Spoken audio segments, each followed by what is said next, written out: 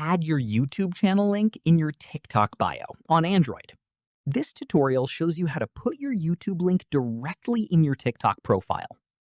First, open TikTok on your Android device. Tap on Profile at the bottom right. From there, tap on Edit Profile. At this point, tap on Bio to open the bio editing field. From there, type in or paste your YouTube channel link directly into the bio field. After that, tap on Save to apply your changes. In the next step, go back to your profile and check if the YouTube link is now showing in your bio.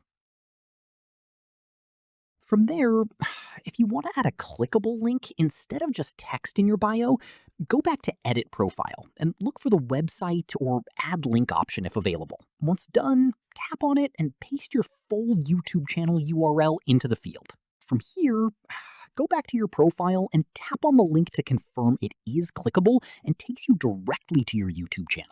At this stage, keep in mind that the clickable website link feature on TikTok may only be available to accounts that meet certain eligibility requirements, such as having a minimum number of followers or being registered as a business account.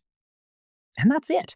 If this guide helped you add your YouTube channel link in your TikTok bio, give it a like, subscribe for more Android tutorials, and tap the bell icon for updates. See you in the next one.